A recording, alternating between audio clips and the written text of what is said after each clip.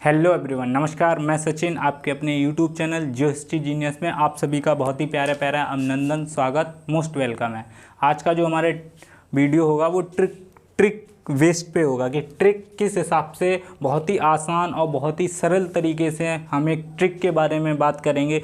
और वो ट्रिक होगी कि ज्वालामुखी से जो विस्फोट होता है उस विस्फोट में कौन कौन सी गैसें या कौन कौन से तत्व और कौन कौन से तत्व या गैसें किस मात्रा में किस प्रकार से बाहर आते हैं और क्या उनका स्तर होता है, फर्स्ट सेकंड थर्ड पे कौन कौन सी चीज़ें होती हैं। तो सबसे पहले हम बात करेंगे ज्वालामुखी। और ज्वालामुखी की सभी आकृति जानते होंगे कि ज्वालामुखी किस प्रकार का होता है, किस टाइप का होता है, कैसा होता है। ज्वालामुखी बहुत प्रकार के होते हैं, सशक्त ज्वालामुखी, शांत ज्वालामुखी और मध्यम वर्ग के ज्वालामुखी भी हो सकते हैं, सक्रिय ज्वालामुखी भी हो सकते हैं, जैसे अंडमान निकोबार में वैरंग द्वीप होता है। और बहुत सारे ऐसे ज्वालामुखी हैं जो हमारे इंडिया में भी पाए जाते हैं, अंडमान और निकोबार में। ठीक है, आइए हम ज्वालामुखी की पहले तो आकृति जानेंगे कि आकृति क्या होती है। ठीक है,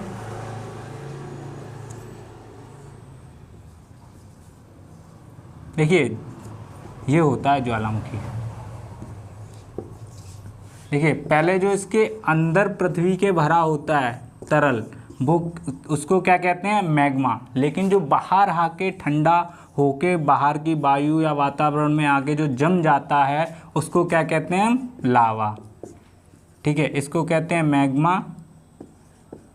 ठीक है, और इसको कहते हैं लावा। पहले तो इतना आपको पता होना चाहिए। और जो लावा है, जो इसके मुहाने पर ये जो एक आकृति बन जाती है शंक्वाकार, इसको कहते हैं क्रेटर।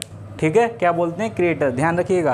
अब आते हैं कि ज्वालामुखी में जब ज्वालामुखी विस्फोट होता है तो कौन कौन से पदार्थ, कौन कौन सी गैसें इस क्रिया में बाहर आती हैं। तो इसके लिए एक बहुत ही अच्छी सी ट्रिक है।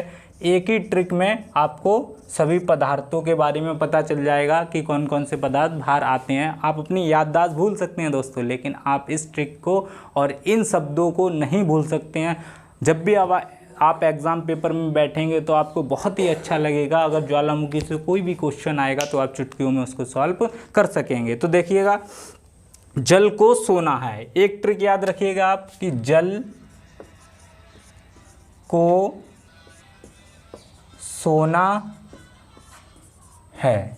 क्या ट्रिक है कि जल को सोना है। तो जल को सोना है तो जल से क्या होता है, देखिए सबसे पहले जल, जा का मतलब आता है सीधा सा जल वाष्प। अगर कोई भी आपसे पूछता है कि ज्वालामुखी में सर्वाधिक मात्रा में कौन सा तत्व बाहर आता है, क्या चीज़ सबसे ज़्यादा बाहर आती है, तो वो आती है जल वाष्प, फर्स्ट नंबर पे, याद रखिएगा।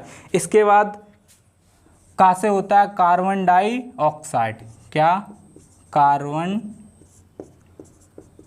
Dioxide gas.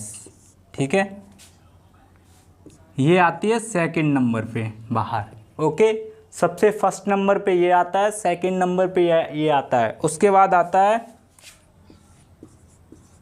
SO2, sulphur dioxide. Third number पे क्या होता है, सल्फर डाइऑक्साइड।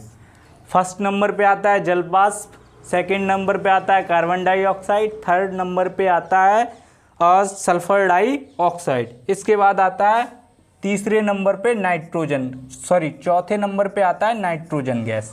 ठीक है, तो ये सब चीज़ें आपको पता होनी चाहिए। बस एक ट्रिक में ये सब क्लियर हो जाता है कि ज्वालामुखी की क्रिया में कौन कौन सी गैसें सर्वाधिक बाहर आती हैं। तो गैसों के बारे में ये मैंने बताया था कि जो ज्वालामुखी होता है